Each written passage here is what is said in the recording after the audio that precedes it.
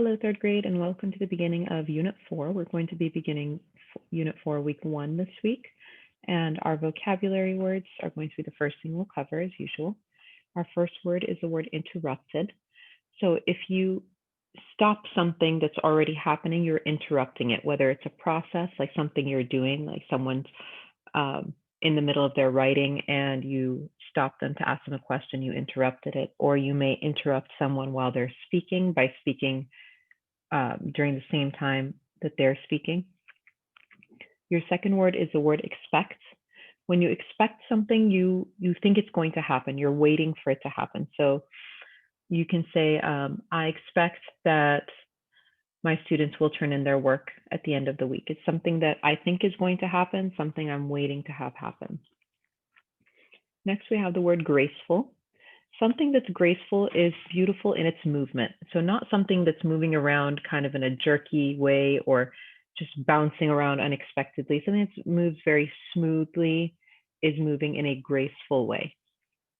So if you're watching a bird kind of soar and fly through the sky, it's usually very graceful, right? It's smooth, it's kind of gliding along. Next, we have the word aroma. An aroma is something that smells good. Now, usually when you think of an aroma, you're thinking of food, right? So the smell, the aroma of cookies in the oven or fresh bread. These are all smells that are very pleasant or very enjoyable. They're things that smell really good to us. Next, we have the word luscious.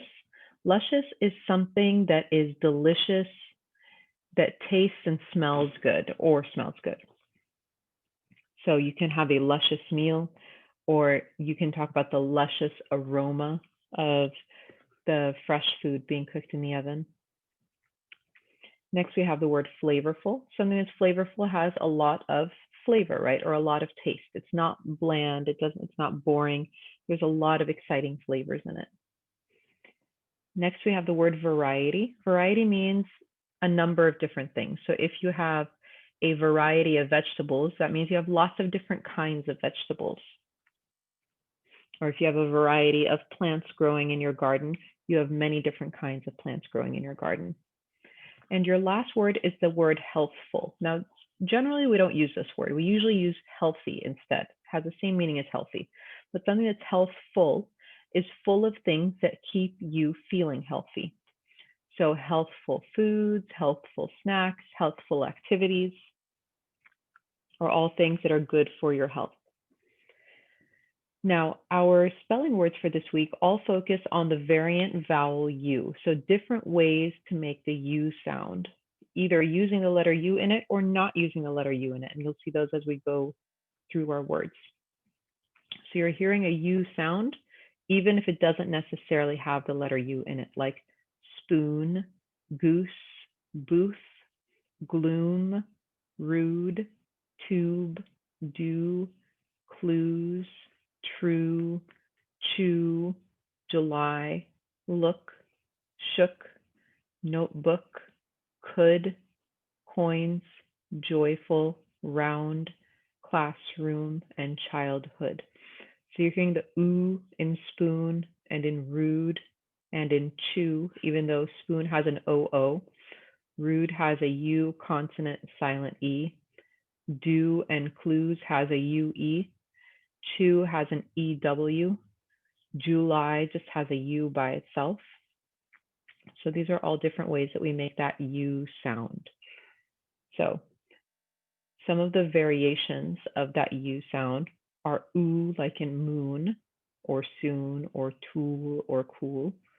Oo as in book. So one says oo and one says like look, took, or shook. Those also have that double O that makes a shorter U sound. Oo, EW, like in chew, or few, or through, or flew. Those all make an oo sound, but they use the letters EW. Then you have oo, OU, like in could, or would, or should. You have U, like in the word do, like and glue and true. Then you have the U consonant E, silent E, like rude, or tune, or tube. So next we're going to talk about root words and related words. So root words are the simplest form of a word. Now, sometimes they can stand alone and sometimes they can't. The base words that are listed below are ones that can stand alone. So we call them base words when we're talking about just the simplest form of a word that can stand alone. And the related words are the base word with additional letters added onto it. So if you know the meaning of that base or root word, it's easy for you to figure out what the related words are talking about. So if you know that act means to move or do something, you can figure out what an actor is when someone is acting what they are doing, or when someone reenacts something, they're showing you something again, that same movement or action again. If you know what kind means friendly or thoughtful, you know what kindness is, and you know what we mean when we say someone is being unkind. If we're talking about cardio, cardio is related to your heart. So if we're talking about your cardiovascular system, we're talking about the system that's related to your heart and your body. If we're talking about an electrocardiogram, we're talking about a medical tool that measures your heartbeat.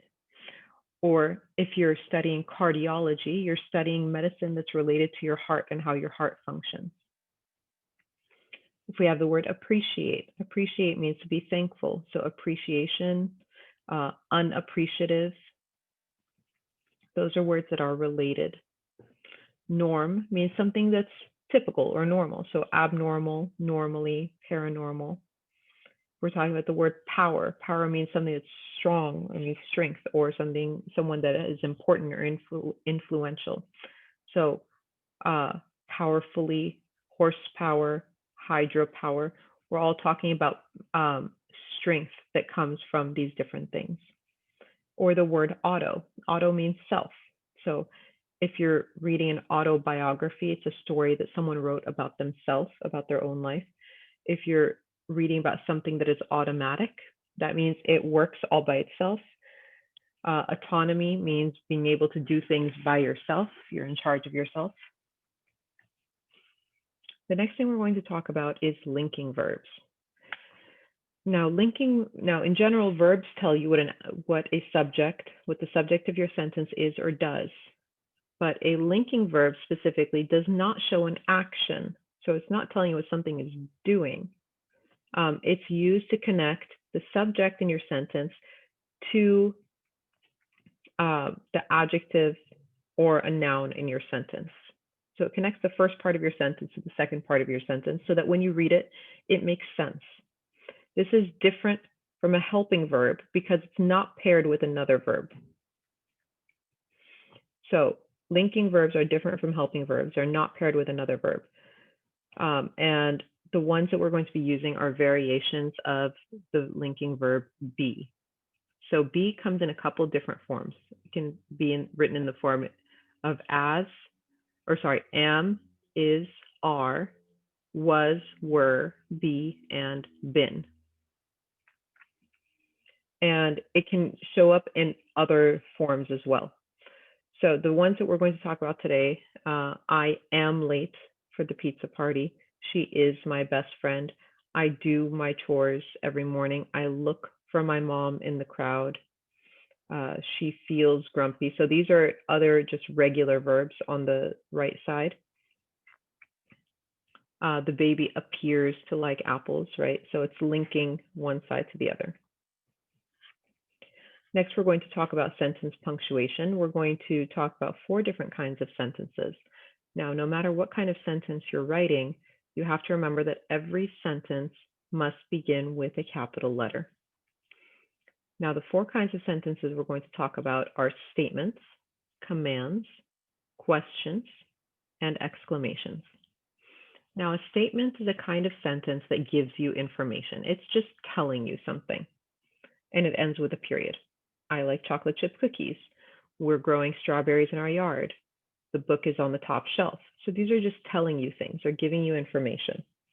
A command is telling you to do something. It's ordering you to do something. It also ends with a period. So if I say, clean your room, or wash your hands before dinner, or do not write in your textbook. These are all commands. I'm telling you to do something or to not do something. I'm giving you a clear order. A question, which is also called an interrogatory sentence, asks you something. So when you're looking for a response, you're asking a question. It ends with a question mark. Where is the new library? May I borrow your sweater? Is it dinner time yet? An exclamation is a sentence that shows very strong feeling. So you're usually shouting something that's written with an exclamation mark at the end of it. So look out for that snowball if you're shouting to your friend, or it's so cold outside, or I love fruit salad. Anything that you're saying with a lot of strong feeling usually has an exclamation mark at the end of it. So that takes us to the end of our notes. We're going to go ahead and jump into our literature anthology book, and we're going to be reading a great story called The Real Story of Stone Soup. I think you guys are going to enjoy it very much. Let's go ahead and get started. Genre: Folktale. The Real Story of Stone Soup by Ing Chang Compiston. Illustrated by Stefan Jorhish. Essential question: what choices are good for us? Read how 3 brothers chose healthful foods to make a surprising soup. By now, you have probably heard the old folktale about stone soup. A hungry soldier tricks some stingy villagers into making him a big pot of soup. The truth is that stone soup was invented here in China, and without any sly tricks. Here is the real story.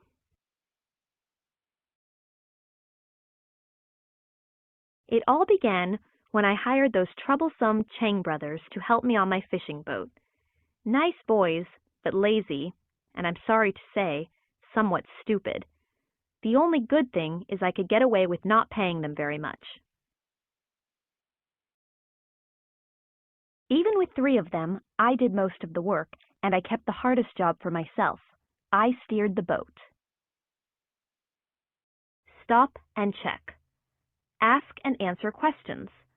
What kind of person is the narrator? Use the illustrations and what you have read to find the answer. One summer day, after a full morning of fishing, I decided to stop early for lunch. "Time to eat, boys," I yelled. "Dock the boat." After the Chang brothers got the boat tied up, my work really began. Those boys were too dull to know what to do. "Ting, gather firewood. Pong, prepare the cooking pot and clean the fish. Kuwai, get some fresh water." "The cooking pot isn't here," interrupted Ting, the oldest, a troublemaker. He always talked back to his elders. "What do you mean the pot isn't here? Where is it?" They looked at one another and shrugged.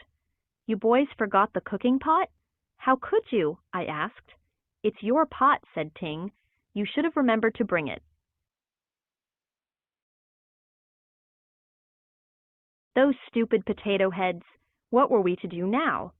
Pong, the middle one, and the most well-mannered of the 3, tried to apologize. "Sorry, Uncle. We left in a hurry this morning, and we—" Kuwai, the youngest, interrupted. "We don't really need a pot to cook lunch." He whispered something to his brothers. Kuwai is always full of silly ideas. "How are we supposed to cook lunch?" I asked. "With a hole in the ground?" Those crazy boys must have thought I meant it. No sooner had those words left my mouth than they started digging a hole in the sandy beach. "What are you doing?" I asked. "Cooking lunch, of course," said Kuwai. He began to line the hole with banana leaves. Meanwhile, Ting and Pong started a huge fire next to the hole.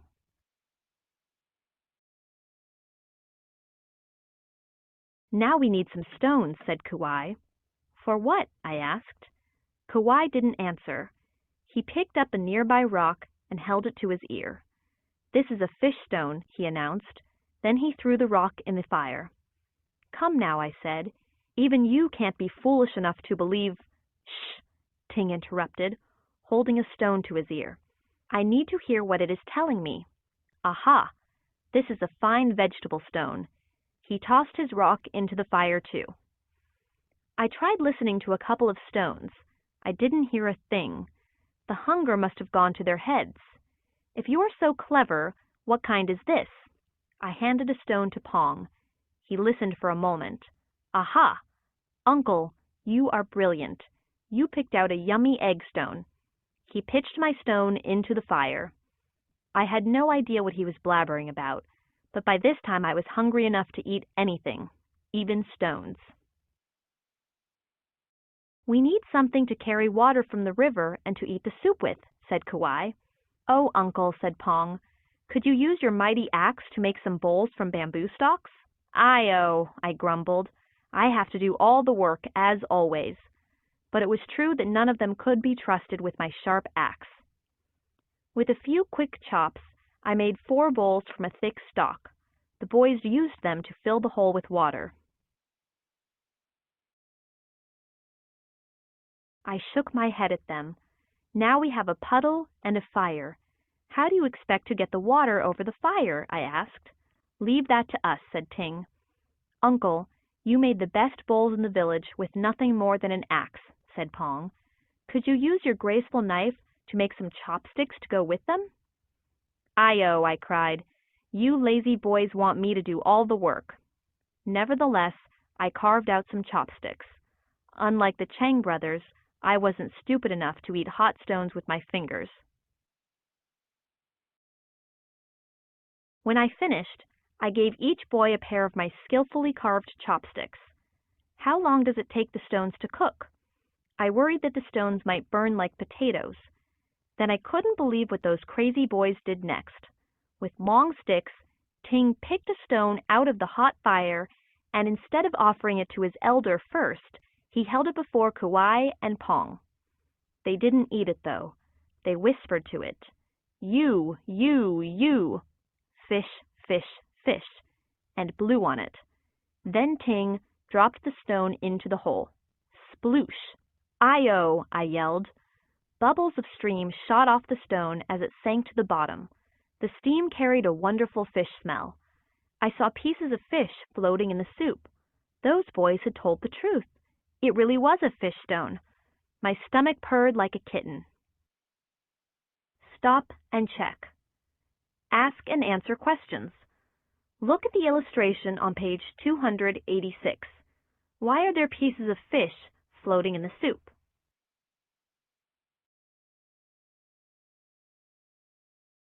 Kauai gently stirred the soup. This is turning into a tasty soup. If only we had a little salt, it would be a soup fit for a schoolmaster. Ting, I said, get the salt off the boat. It's your salt, you get it, Ting said rudely. I was too hungry to teach him good manners, so I went to get the salt.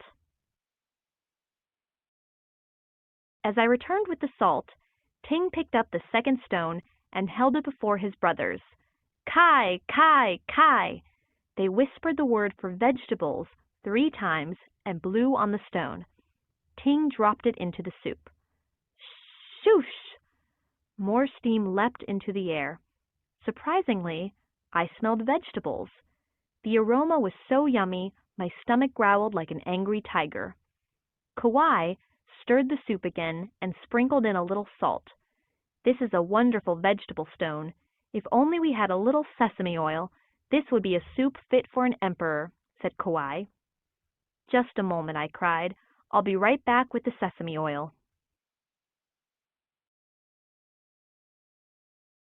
When I returned with the sesame oil, Ting was holding up the last stone. All 3 boys yelled, Done, done, done! Egg, egg, egg. Then they each blew hard on the stone, 1 at a time. Why are you shouting at that stone, you potato heads? I asked. Egg stones don't hear very well, said Ting. He dropped the stone into the soup.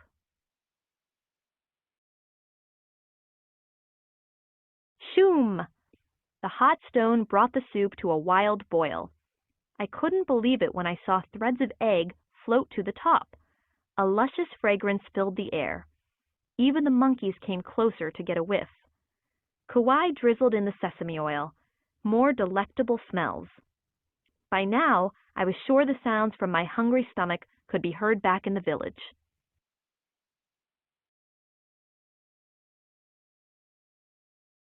Finally, Ting did something right. He filled one of the bamboo bowls with soup and served me, his elder, first. I could hardly wait to taste it. I lifted the steaming bowl to my lips and took a sip. Mmm, how chee, how chee. Tastes good, tastes good. I must tell you that I have never tasted such a wonderful soup. The fish from the fish stone was tender and fresh. The wild mushrooms and onions from the vegetable stone were flavorful. The threads of egg from the egg stone were cooked just right. Thanks to the bowls and chopsticks I had made, now the boys could enjoy the soup too. The rest of the afternoon, they were happy and even worked a little harder. Not harder than me, of course. From that day on, I always carried rocks in my pockets and told everyone the secret of making stone soup. I even demonstrated how to whisper to fish and vegetable stones and how to yell at egg stones. But the truth is, I still haven't had time to make it. You know, I work too hard already. And that, my friends, is how I invented the real stone soup. I don't know how people ended up with that silly old folktale. Stop and check. Summarize. How did the brothers make stone soup? Tell the events from the story in order.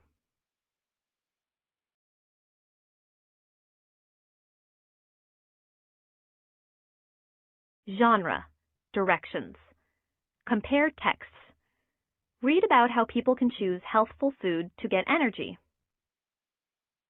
Healthful food choices. Food is energy. What's for dinner? There are so many choices. Every time you go to the market, you find a variety of foods to eat. Which ones do you choose? Why does it matter what you eat? It matters because you move around and think all day long. You go to school. You play with friends. You do chores and homework. All that activity takes energy. You get energy from the food you eat. You need to eat energy-producing food because, unlike a plant, your body can't make its own food. Energy from the sun. Think about the tomato you ate for lunch. It began as a tiny seed. A seed contains just enough food to begin growing. The plant uses energy from the sun. It changes water and air into food. It uses the food to produce tomatoes. A farmer picks the tomato and sends it to a supermarket. Plants can make their own food from sunlight. The next time you go to the market, what will you buy? You might choose a juicy red tomato for 2 reasons. It's healthful and delicious, and it's good for you too. It gives you energy. Recipe for easy salsa. Use a tomato to make a healthful snack. Try this recipe. Ask an adult to help. What you need: 1 large tomato, 1/4 red onion, 1/2 cup cilantro, 1/2 lime, salt, hot sauce. 1. Chop tomato, onion, and cilantro. 2. Place the chopped vegetables in a small bowl. 3. Squeeze the lime juice into the bowl. 4. Add a little bit of salt and hot sauce. 5. Mix everything together with a spoon. You can get many healthful vegetables at a grocery store.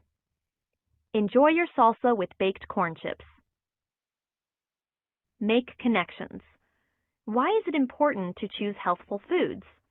Compare the food choices in this article to food choices in other stories you have read. All right, that takes us to the end of our literature anthology selections. Next, we're going to go into our Readers and Writers workshop, and we're going to be reading a story called Nail Soup. Genre: folktale. Nail soup.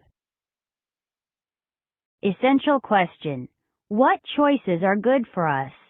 Read about how choices helped a man and his wife learn a lesson.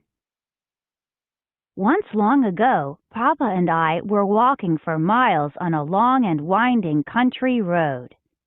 Finally, we approached a large farmhouse surrounded by fields of healthy vegetables. "Papa, I'm so hungry," I said. Papa patted my head and winked. I smiled and nodded back. I admired my papa. I knew he would find a way to get us a warm meal. We knocked on the door, and a well-dressed man and his wife answered. "Hello," said Papa.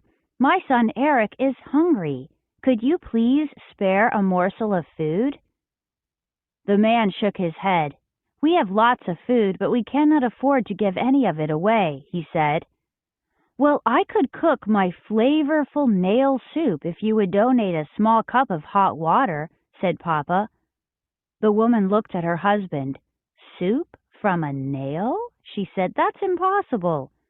But the man's curiosity overwhelmed him, so he brought a small cup of boiling water.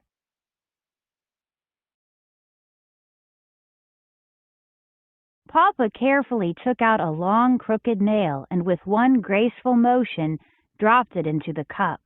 He stirred the cup of hot liquid. "This is beginning to smell wonderful," said Papa. I smiled at Papa. He was clever and charming, and my admiration for him grew. He could do anything. Then I remembered something he taught me. "Papa, it is impolite for me to eat nail soup without offering some to everyone," I said, "but there is such a small amount here." "We can't let the boy eat alone," said the man to his wife. "We can spare more water." The woman filled a big pot with water and put it on the stove. When the water boiled, Papa placed the nail into the pot, stirred, and sniffed the air. "The aroma is good, but it would be much more aromatic with an onion. Have you any old onions?" The woman gave Papa 3 small onions, and he dropped them into the pot. "Papa, remember how luscious nail soup was with carrots?" I asked. The man jumped up and pulled 4 plump carrots from a large basket of vegetables on the floor. "How about some beets and cabbages, too?" he said. "I can spare a few of those." "And here are some potatoes and green beans," the woman interrupted. "They are healthful and nutritious contributions. We grow them ourselves." Papa dropped the vegetables into the boiling water while the man grabbed a variety of spices and meats. "Here, add these too," he said enthusiastically. Soon the soup was ready and we sat down to eat. I knew the man and his wife would enjoy nail soup. "This soup is amazing," said the woman, "and all from just one nail and a pot of boiling water." Papa pretended to be surprised by her amazement, but as usual he had the perfect answer. "What did you expect?" he said. "I told you it would be flavorful." The man and woman smiled. "We just didn't know that sharing a little of our great wealth would taste so good." Make connections. Why is making nail soup a smart choice? How do you feel when you make good choices? All right, next we're going to get into our comprehension skill and strategy. Our comprehension strategy for this week is to ask and answer questions, and this is one that we've touched on before. When we ask and answer questions, it helps us to get a better understanding of the selection that we're reading, and it helps us to find out what the author is trying to tell us. When we talk about our comprehension skill, we're going to be talking about the point of view. So from whose perspective or point of view is something being told? What is that person trying to tell you or get you to agree with? So let's begin with asking and answering questions. Ask and answer questions. Ask yourself questions about nail soup as you read. Then look for the details to answer your questions. Find text evidence. Look at page 263. Reread and think of a question, then read again to answer it.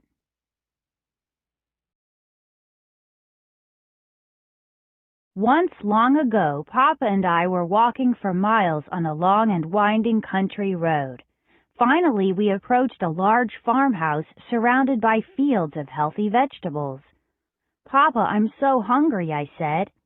Papa patted my head and winked. I smiled and nodded back. I admired my papa. I knew he would find a way to get us a warm meal. We knocked on the door, and a well-dressed man and his wife answered. Hello, said Papa. My son Eric is hungry. Could you please spare a morsel of food? The man shook his head. We have lots of food, but we cannot afford to give any of it away, he said. Well, I could cook my flavorful nail soup if you would donate a small cup of hot water, said Papa. The woman looked at her husband. Soup from a nail, she said. That's impossible. But the man's curiosity overwhelmed him, so he brought a small cup of boiling water. I have a question. Why did Eric admire Papa? I read that Papa patted Eric's head and winked. He says he knows Papa will find a way to get a warm meal. Now I can answer my question. Eric admires Papa because he knows Papa will take care of him.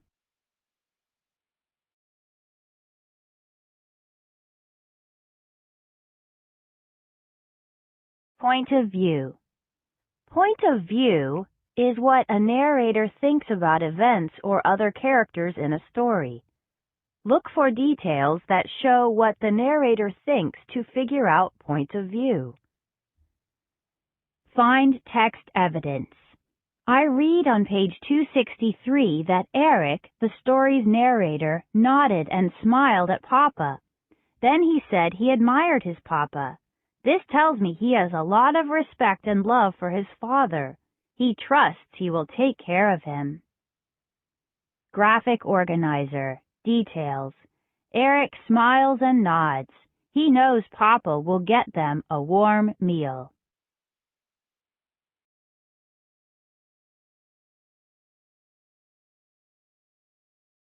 Folktale. Nail soup is a folktale. A folktale is a short story passed from person to person. Always has a problem the characters have to solve. Usually has a message or lesson. Find text evidence. I can tell that nail soup is a folktale. There is a problem Eric and his Papa have to solve. The story also has a lesson. It teaches the man and his wife the importance of sharing. In this folktale, Eric has a problem. He is hungry. Papa finds a way to solve his problem. A folktale often has a message that is stated at the end of the story.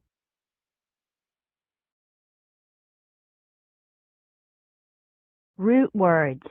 A root word is the simplest form of a word. When you read an unfamiliar word, look for a root word in it. Use the root word to figure out the unfamiliar word's meaning. Find text evidence.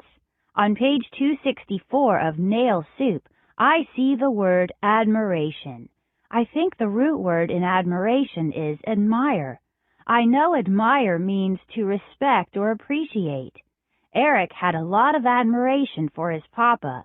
That means he has respect for him. He was clever and charming, and my admiration for him grew.